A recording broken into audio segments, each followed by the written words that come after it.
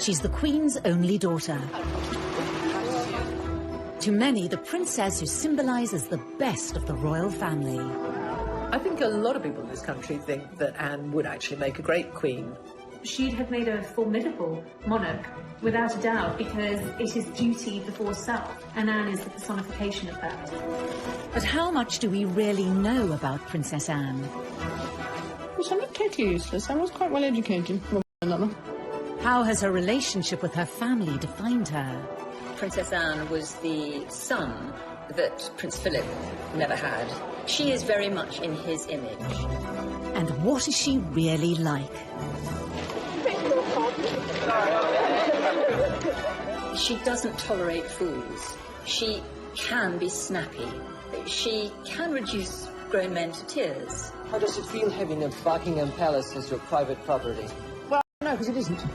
She doesn't care about being popular. She doesn't care about rubbing people up the wrong way.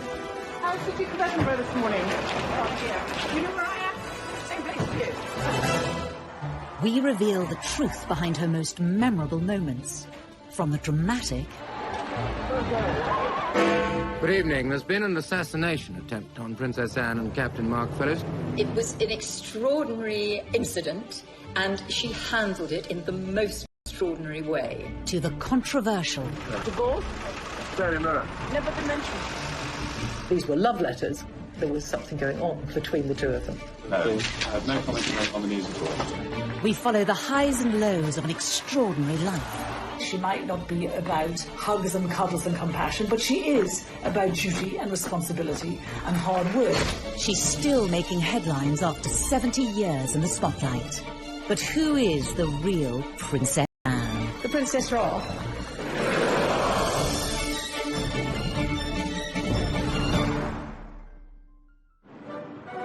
Born in 1950, Princess Anne is the only daughter of Queen Elizabeth II and the Duke of Edinburgh, and sister to Charles, Andrew and Edward.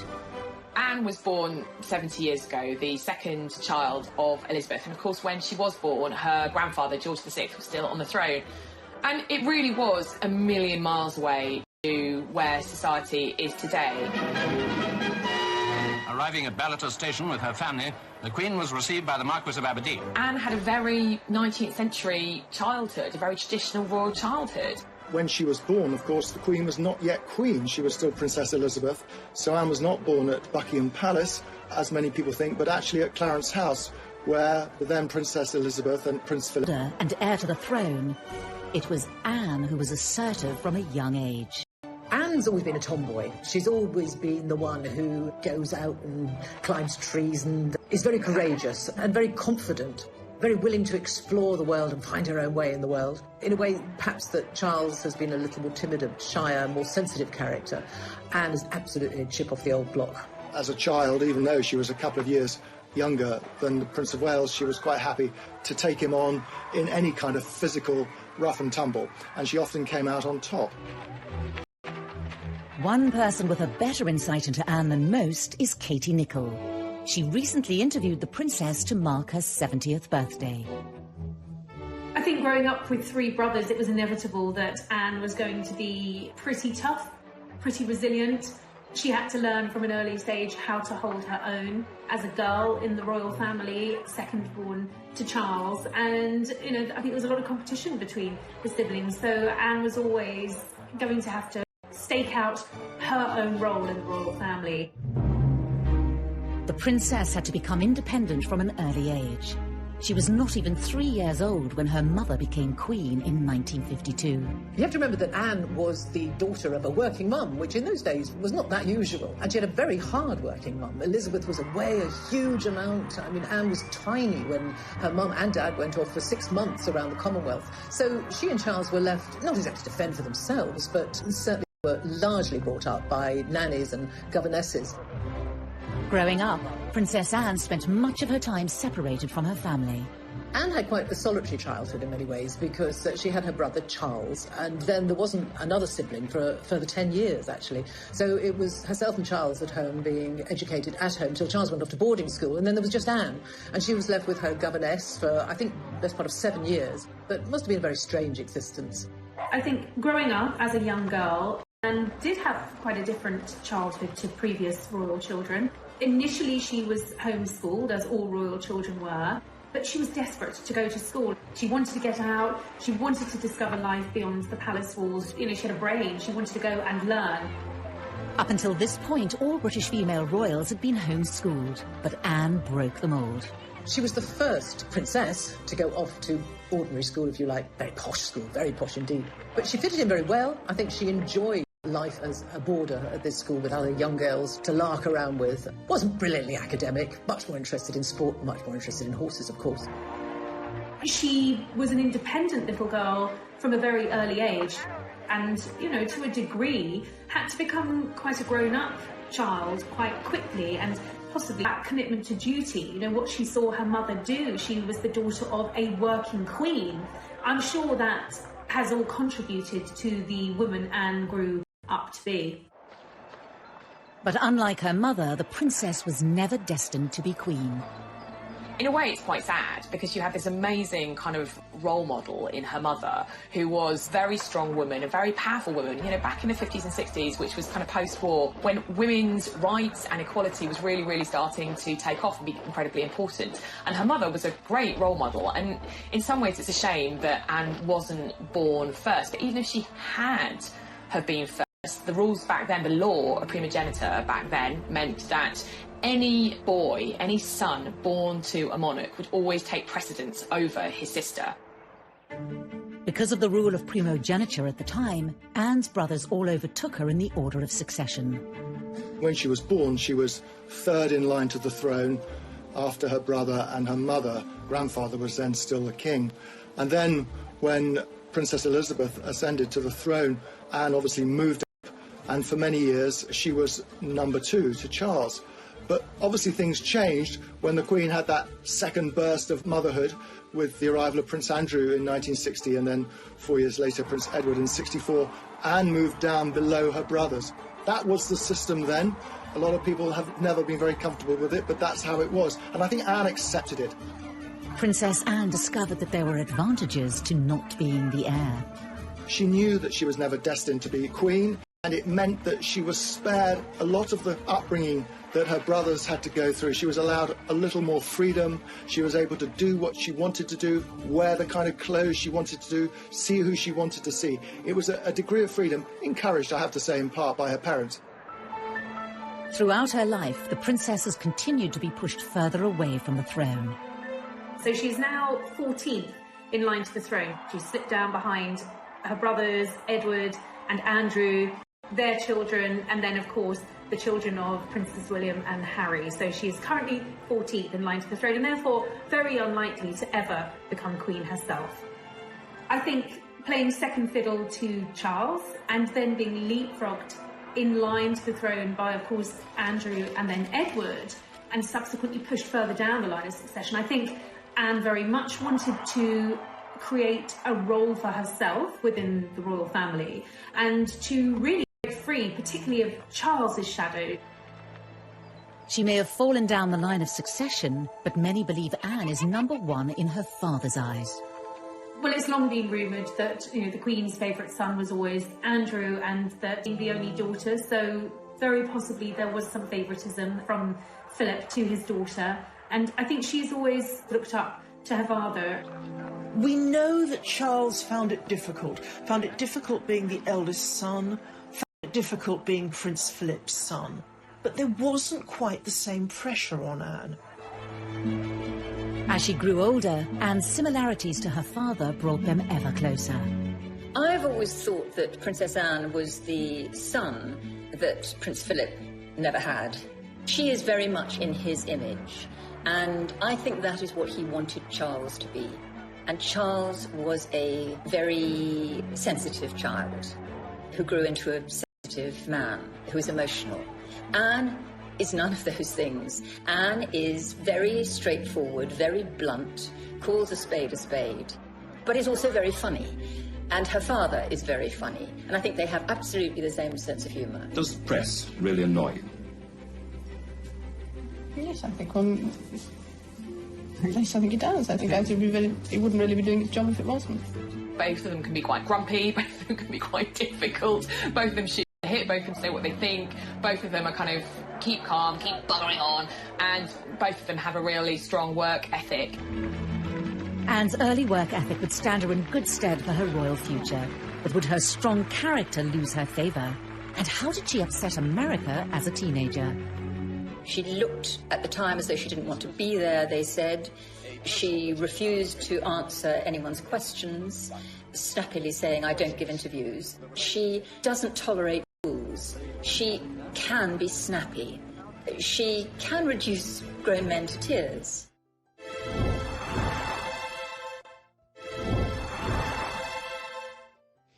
May God bless her and all who sail in her.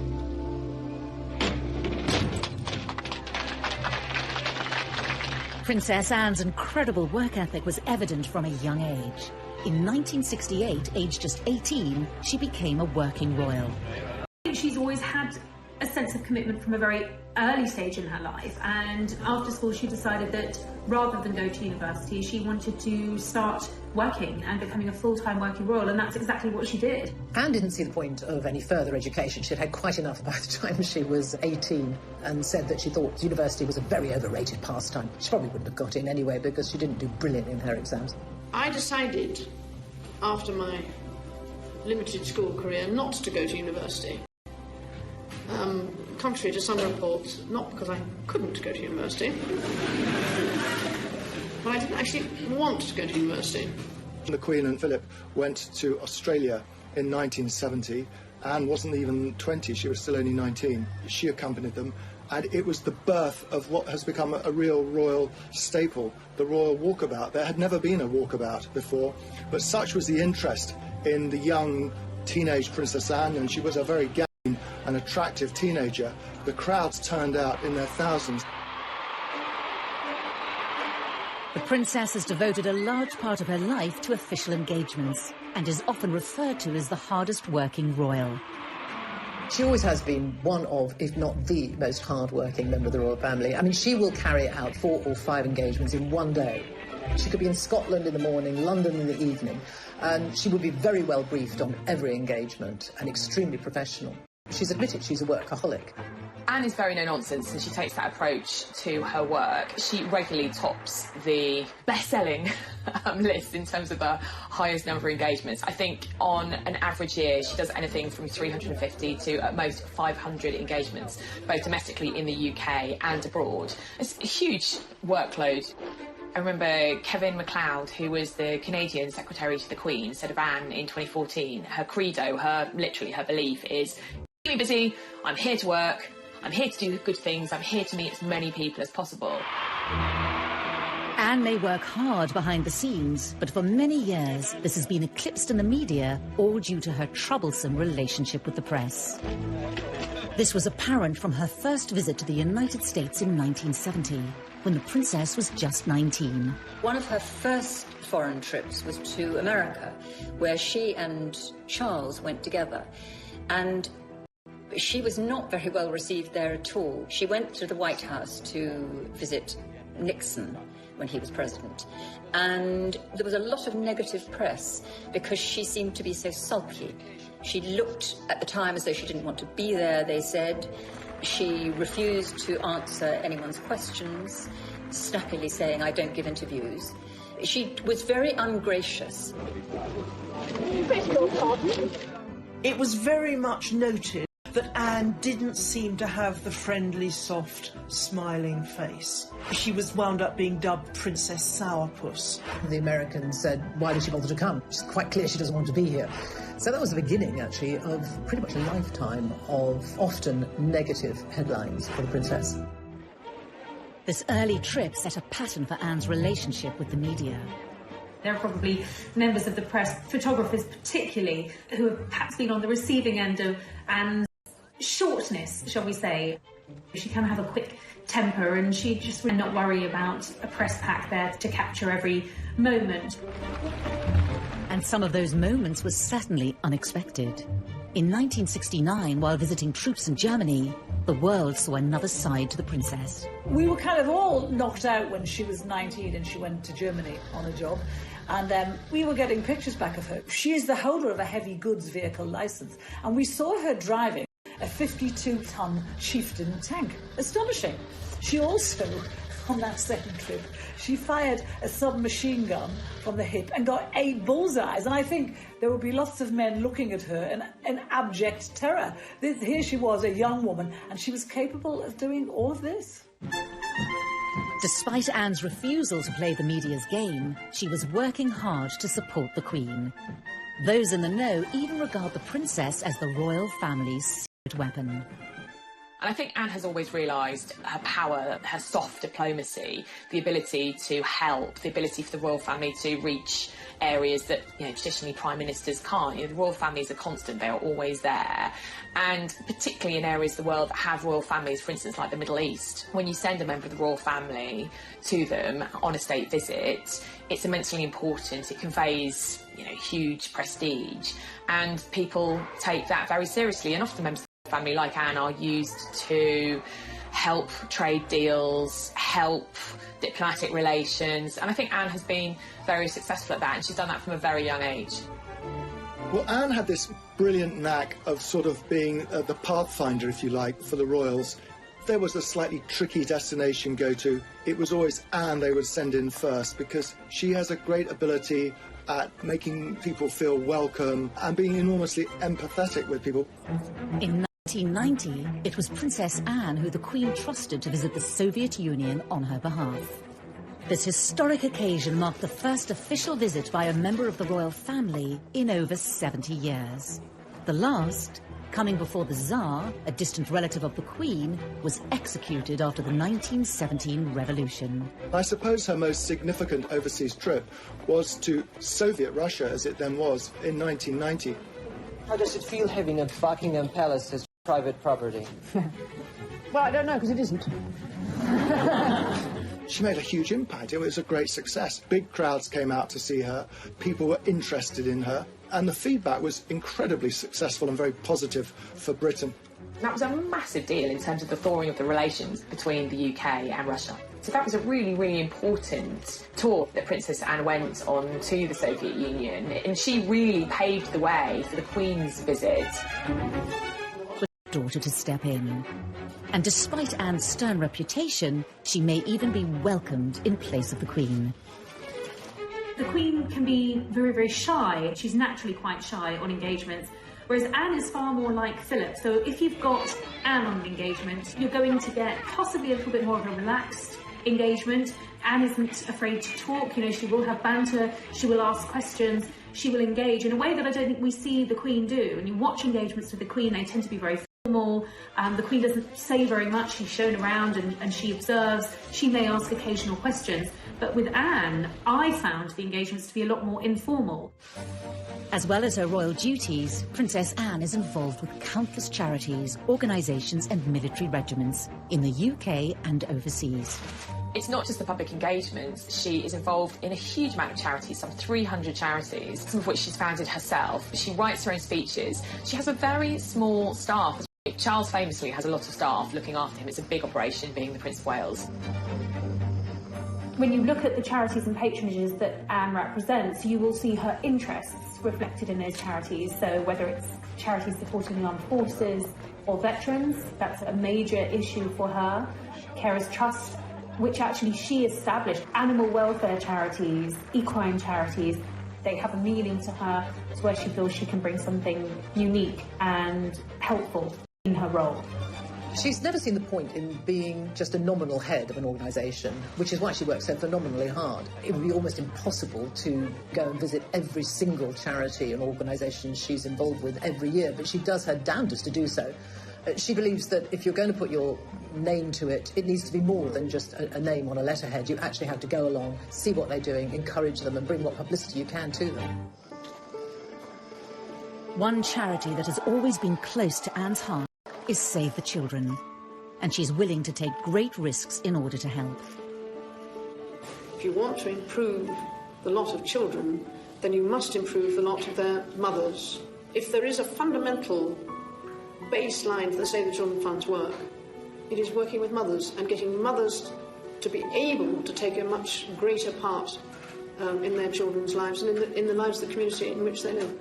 I think she's very closely associated with the Save the Children Fund. She's been president for, I think, nearly 50 years now, and this has meant a very great deal to her.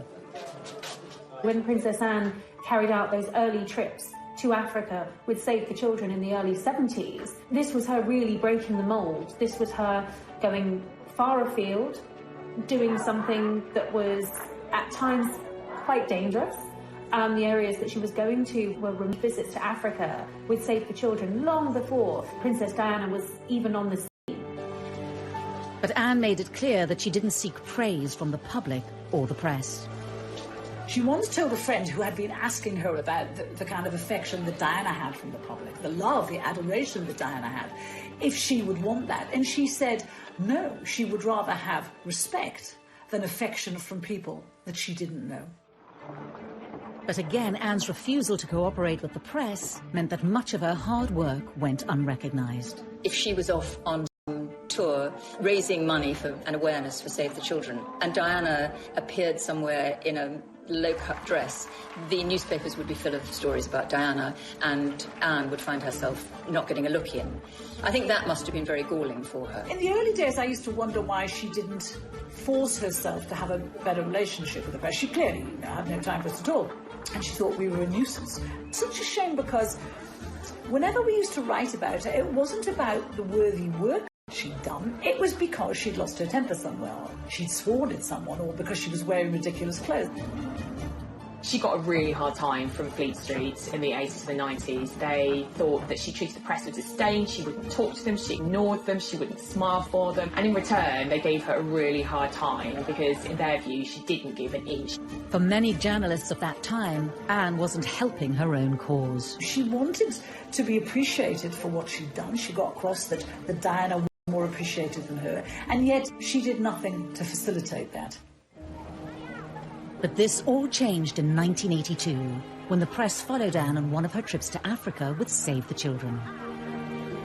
They went in an attempt to get a story about her love life, but after realising she wasn't going to talk, they started to take note of her work and were surprised at what they saw.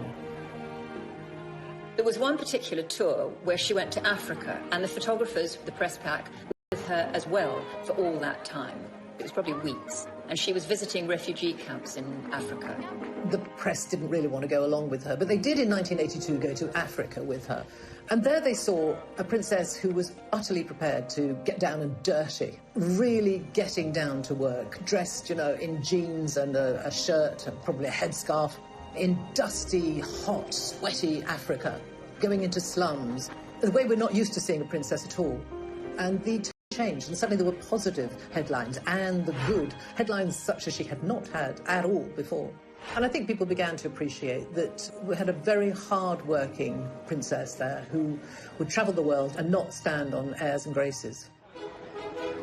With a new understanding of her work behind closed doors, it's not tolerate fools. She can be snappy. She can snap at Lord Lieutenants, for instance, who are trying to keep her to a timetable. She can reduce grown men to tears. She's very like her father in that respect. And she is a very, very hard worker and wonderful at what she does. Very straight. She is what she is. And she's always said, actually, I've got to be true to myself. I am what I am. And that is a slightly haughty, imperious at times princess, but someone not at all snobbish, and someone with a common touch, albeit a common touch that often involves wearing white gloves. But, you know, you can't take it away from her. She is a hard-working royal. But it's not only Anne's Olympic work ethic that has astounded the public.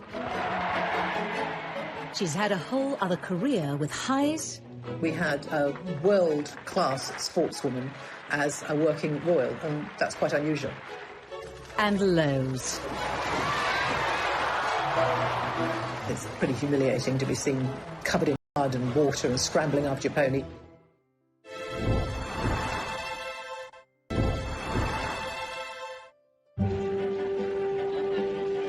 Anne might have been hard-working when it came to royal duties, but it wasn't the only thing she dedicated her energy to.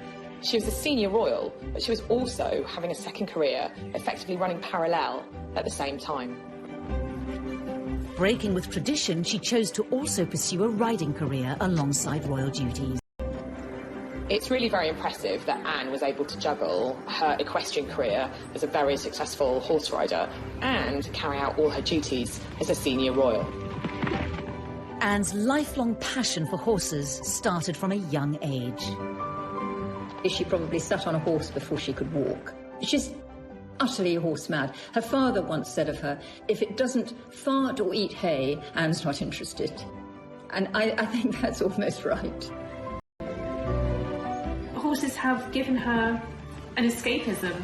Not only did they enable her to embark on a career outside of her role within the royal family, they provide a daily escapism. I think nothing makes Anne happier than riding out, being in the paddock, being around horses.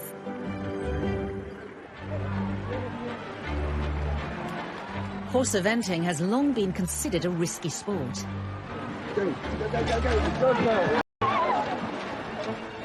And Anne's royal title did not give her any immunity to the dangers.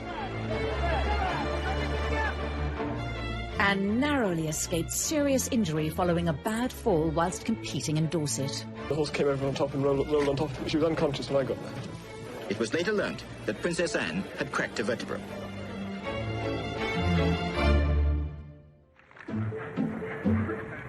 Growing success in her equestrian pursuits led to an increased level of press interest in Anne, much to the dismay of the young princess. When they were photographing her when she was riding at events, when she was doing cross-country, and they would be tucked behind a fence, and they would like nothing more than to see her fall off her horse. It was generally thought that this year's cross-country course at Burghley would present no more than a reasonable test for horse and rider. Not so. The 20th jump over a tree trunk into the water at the trout hatchery proved to be too much of an obstacle for most of the 60 competitors, not least for Princess Anne. And that was where she originally, the phrase that she's been tagged with ever since, where she told photographers to naff off.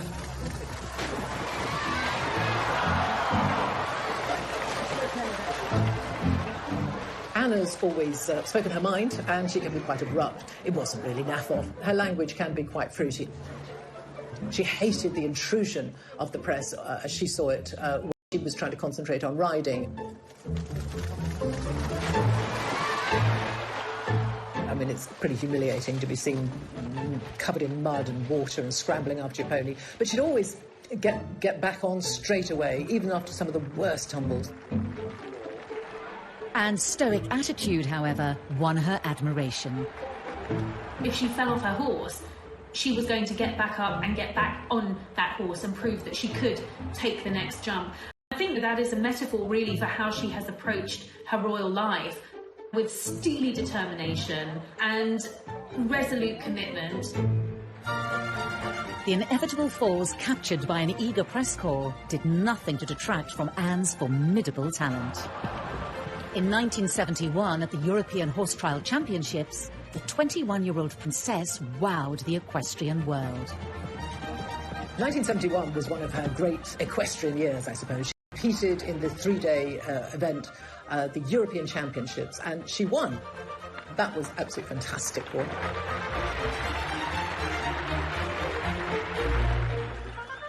Anne's sporting success allowed the public to see a different side of the princess. She was voted the BBC Sports Personality of the Year, which is always one of the greatest accolades you can have as an athlete, as a sports person. So there, in front of hundreds of top people in their sports, she was fated as the top woman. It was a way of actually connecting the year. Probably, in many ways, made Anne more relatable to the British public than she ever had been. Princess Anne's riding career reached its peak when in 1976, Anne was chosen to represent her country on the biggest sporting stage possible. Anne took part in the 1976 Olympics in Montreal as a member of the British team, riding the Queen's horse, Goodwill, in the eventing category. Competing in the Olympics, which I suppose was the biggest moment of her equestrian career, didn't go absolutely brilliantly, unfortunately. It was a team event and we didn't win, didn't even get a medal, but they were there and they did compete. This was the first time ever that a member of the royal family competed in the Olympic Games, and it was a huge achievement. She earned A great deal of praise and admiration, both in the world of sport, but generally, nationally. We had a world-class sportswoman as a working royal, and that's quite unusual. Anne's achievements earned her the presidency of the British Olympic Association and a lifelong involvement. I think one of Anne's greatest successes in terms of British sporting history was bringing the Olympic Games to London in 2012. The Princess Royal led the well-known delegation, carefully carrying the flame inside a miner's lamp. Sebastian Coe has said that we actually owe her a bigger debt than most of us realise for having secured the London Olympics in 2012. Once again, she showed this character. If she believes in something and she takes it on, she will give it 100% and more. The 2012 Games are on.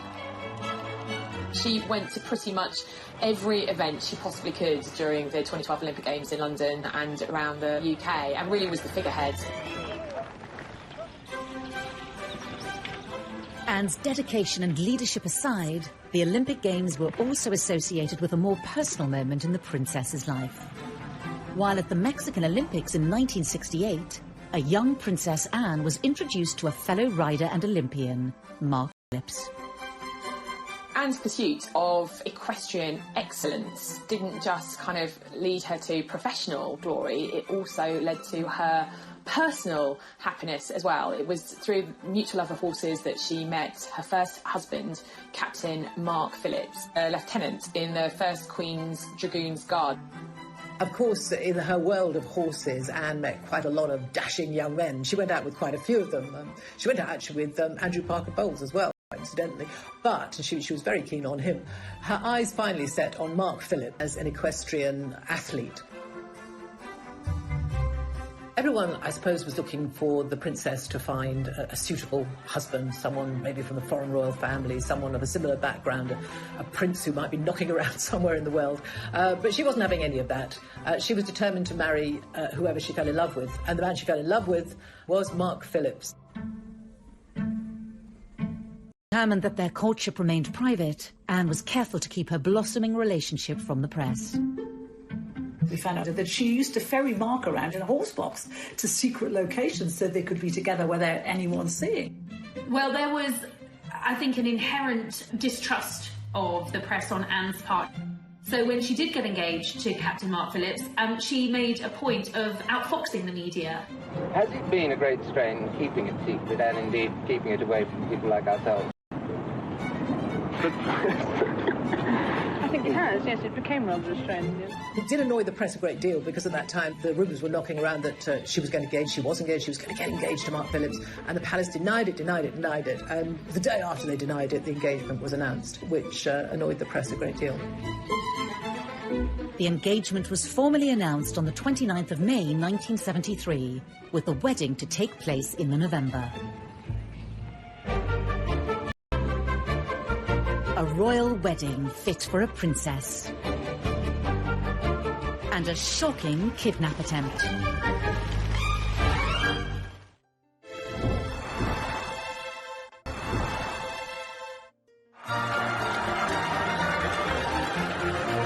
In November 1973, Princess Anne married Mark Phillips with all the pomp and ceremony of a royal wedding.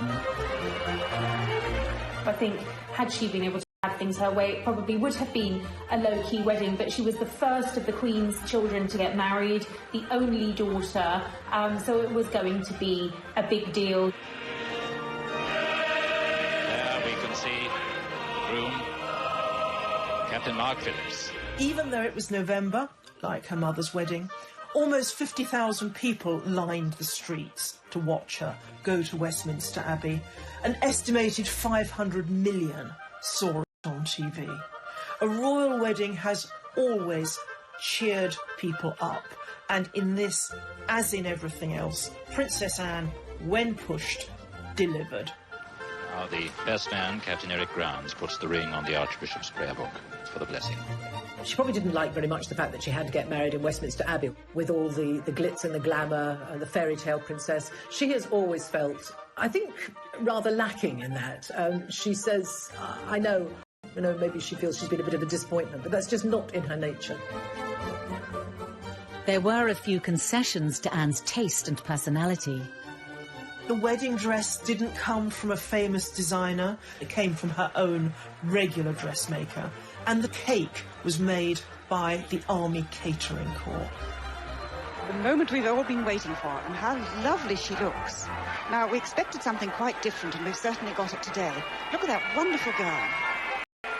The dress was very simple, very demure. The bouquet was very demure. It was all pretty low-key, and I think that was very much Anne's choice and very reflective of how she wanted things handled. You know, she's not one who is comfortable in the spotlight, particularly when it's on her personal life. The bit I love about the wedding dress, it was this beautiful medieval-looking dress cut from one piece of fabric, apparently. But none of us could see it. But on the shoulders, apparently, there were little epaulettes, just sketched in pearls, a kind of gesture to a uniform. Even Princess Anne couldn't go down the aisle on her father's arm in uniform, but she got as close as she could. So, the bride and groom come out. You can hear the welcome from the crowd. Tradition has it that the Queen often bestows new additions to the royal family with a title upon their marriage. It was in the Queen's gift to bestow an earldom on Captain Mark Phillips, who was a commoner. He refused that title, and very much with Anne's blessing. And I think from the outset they were determined to live as normal, private lives as possible.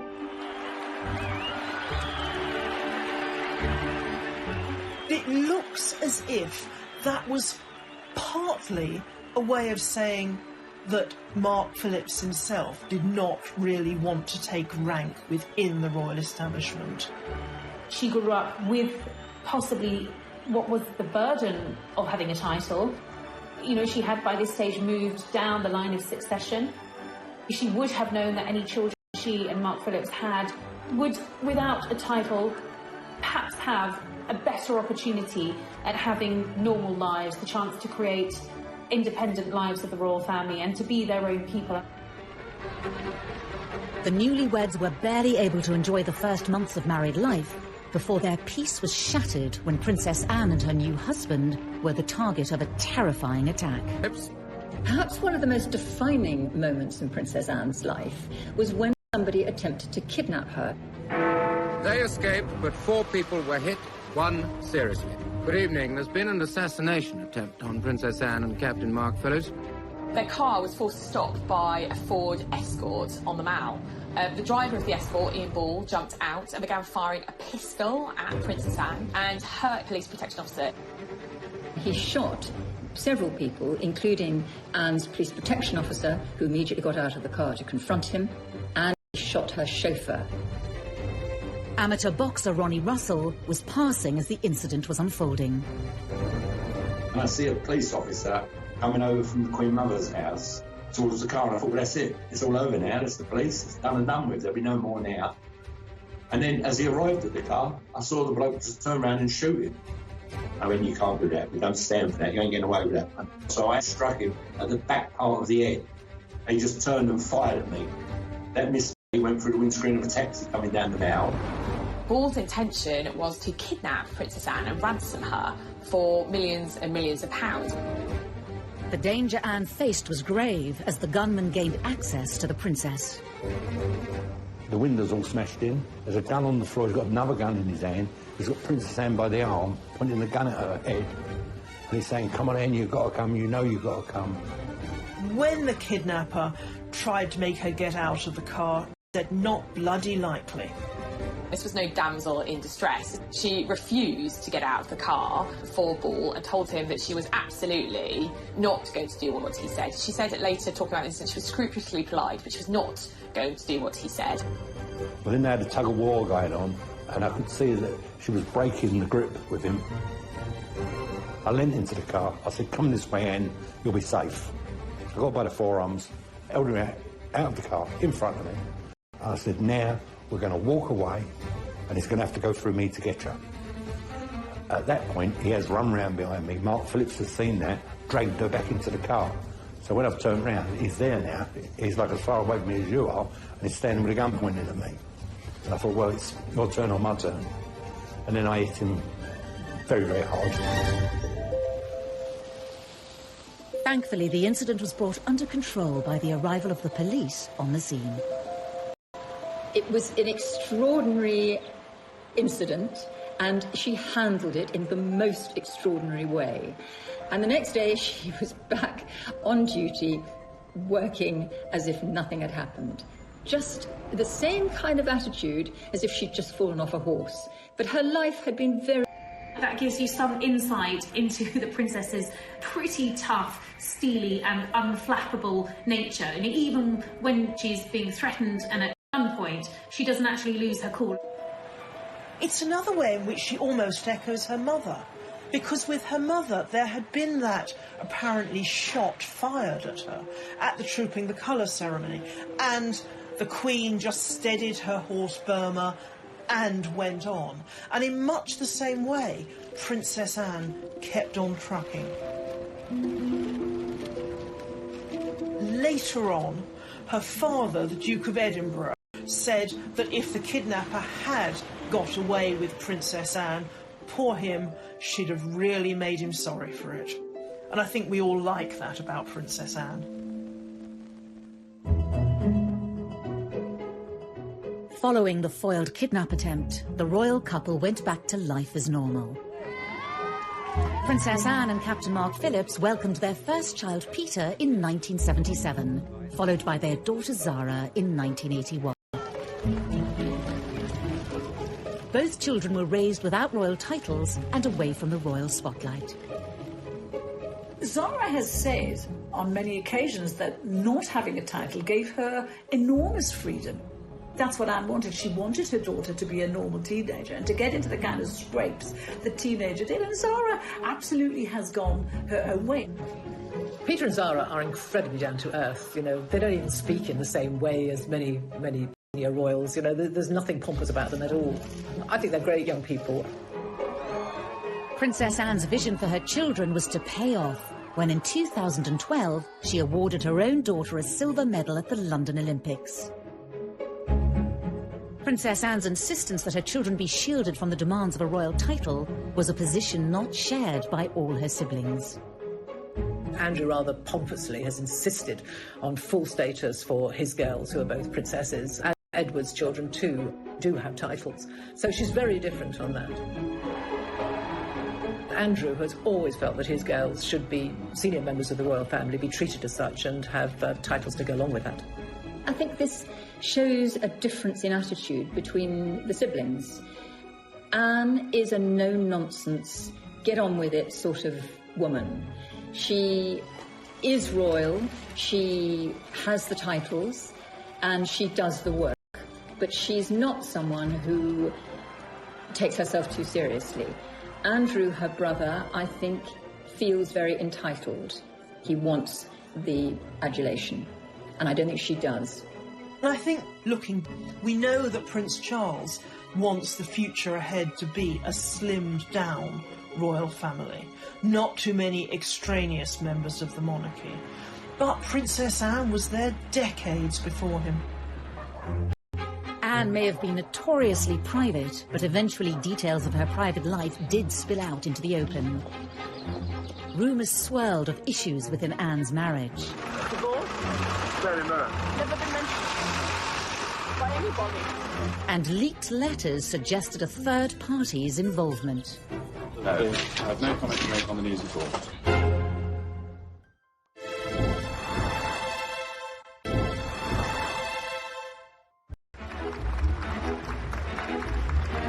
The Queen's only daughter, Princess Anne, has gained a reputation as one of the most tireless members of the royal family. With close links to over 300 charities, organisations and military groups, every year she takes part in hundreds of engagements. On this occasion, I'm marginally better organised than usual. I just left my voice behind. She has an amazing energy and a real commitment. The only royal coming close in this regard is her older brother, Prince Charles. Oh, to be young. Last year, he just pipped her to the title of hardest working royal, undertaking 521 outings compared to his sister's 506. For much of her life, it's been hard for her not to be overshadowed by the older brother destined to be king. It's good for you in the end, I suppose. It's character building, I suppose. All their lives, comparisons have been inevitable. Charles is quite a sensitive man. He cares a great deal. And I'm not saying that Anne is uncaring, but she's much more like her father, which is a pragmatist. I mean, Philip once said that I'm a pragmatist, Charles is a romantic, and very often a romantic thinks that a pragmatist is unfeeling. I don't think Anne is unfeeling, but she is a much more practical, get-it-done sort of individual than Charles, who feels things very, very deeply. The difference between her and Charles, I think, she was tougher than him. She was always stronger than him. In fact, someone once said, you know, she's the king we never had.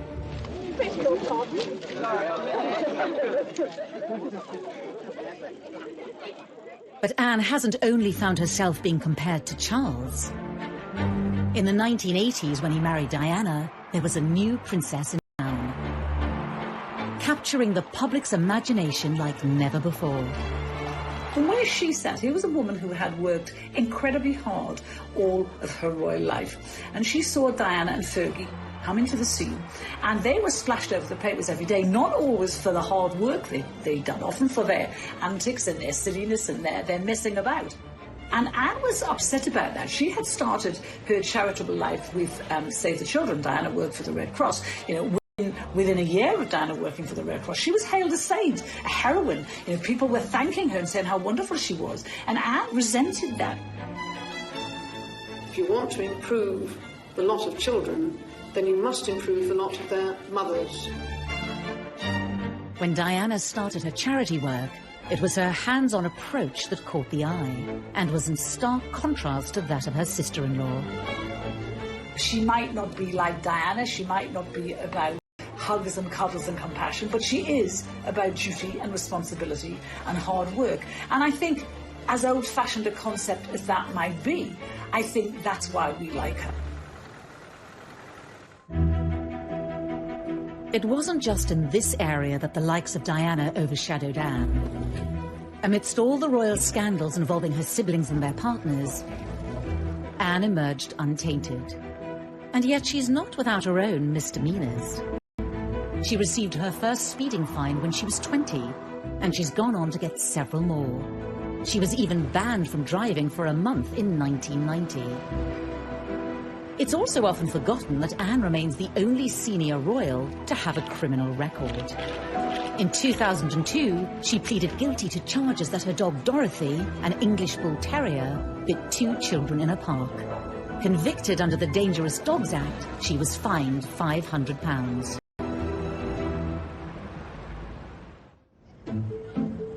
Private letters were stolen from her briefcase in Buckingham Palace. Ultimately, they revealed her own romantic indiscretions, while still married to Mark Phillips. Alone today at her Gloucestershire home, Gatcombe Park, the Princess Royal has said nothing about the letters stolen from Buckingham Palace. No one quite knew what to make of it, but it transpired very quickly. In fact, the palace issued a statement saying that these were letters from Timothy Lawrence, who was the Queen's equerry at the time, to Anne. And it became very obvious very quickly, though we didn't get the content of the letters, that these were love letters, and that there was something going on between the two of them. I have no comment to make on the news at all. It transpired, when we all started to dig around, that Anne had been seeing him for quite a long time. She was going to his home in Winchester every weekend.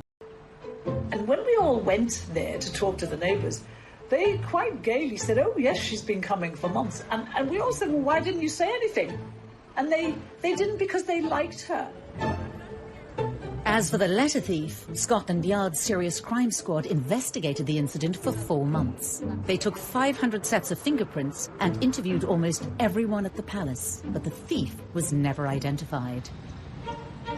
The damage was done. The letters had exposed Anne's affair and revealed the true state of her marriage. Speculation was rife that her and Mark Phillips would be divorced, even though she denied it. Have you seen the paper today? Yeah. Well, it relates a story about the Queen has given permission to divorce the Queen. Divorce? Daily Mirror. Never been mentioned by anybody. In the end, divorce did come during the Queen's annus horribilis in 1992. Her daughter might have been the first of the Queen's children to divorce, but it never affected Anne's reputation as much as the others.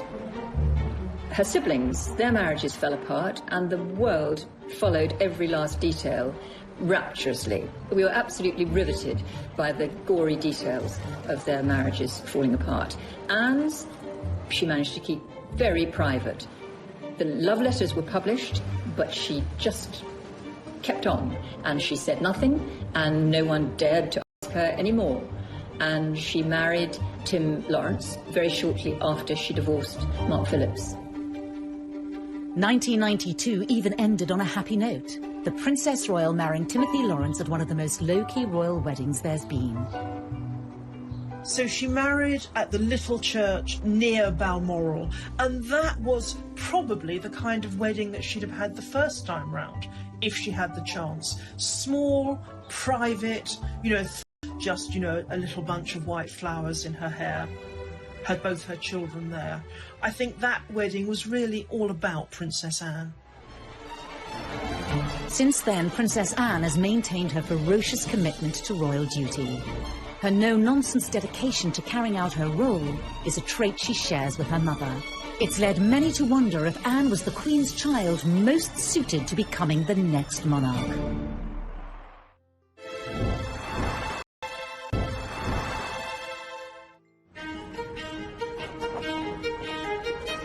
Approaching 70, Princess Anne is as energetic in her commitment to the royal family as ever. In March, she was at Paddington Station to unveil a train named after the Second World War spy, Odette Hallows. It's a pleasure to join you here, wearing this uniform, which is one of the only things I share with Odette, but to represent First Aid Nursing Yeomanry. I think Princess Anne is a great ambassador for the United Kingdom. I think we've all come to feel that she reflects a lot of what is best about British royalty. The naming of this intercity express train. To many, Anne has all the qualities needed to have been a great queen. When you think of Princess Anne, I think people do think of someone who's incredibly hardworking, who's very committed, and a woman who, frankly, had she ever become queen, I think most people are quite unanimous that they think she would have been incredibly good at the job. She has all the qualities, the main one being the sense of duty. The one thing that makes the Queen stand out is her enduring sense of duty to the people of this country. And I think Anne absolutely has that. Although to others, her abrupt, straight-talking manner, similar to her father's, would not be ideal. I don't think her temperament is right for the role. Possibly she would have been different if she'd known that she was the heir, and maybe she would have controlled her outbursts.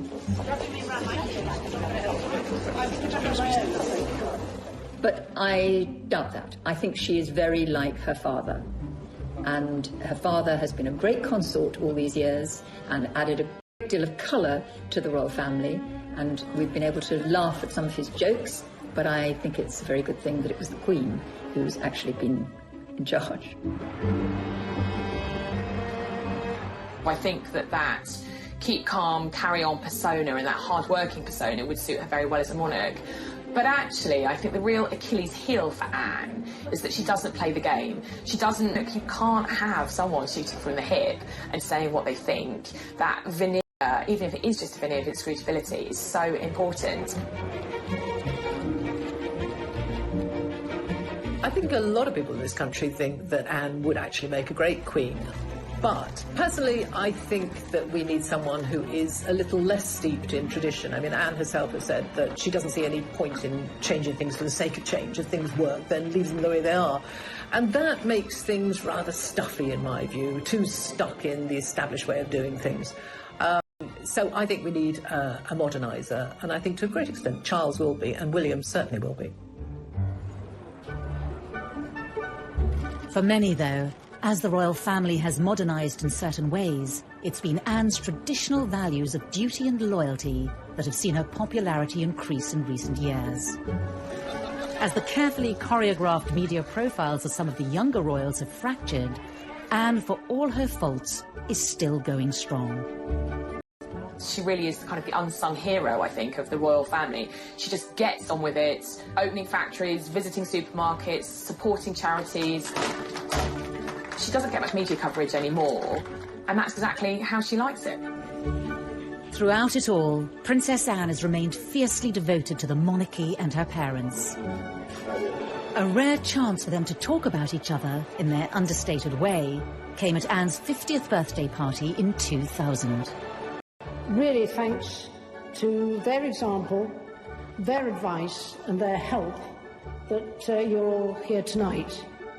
They're very proud of her, and that's all Anne's ever needed, approval from them. She doesn't need it from anybody else, and that's why she can be so rude to people. She doesn't care what they think of her. I think the only two people in the world she cares about, who think of her, is the Queen and Prince Philip.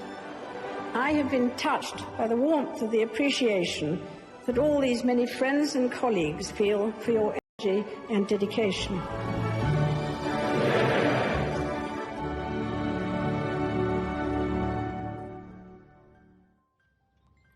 In the last year, a rise in popularity for Anne has certainly been helped by a standout portrayal in the TV series The Crown as the family's most unpretentious royal.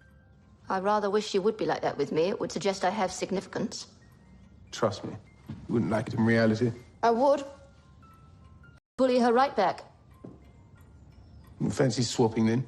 Fancy being the heir? Not if it means going to Wales.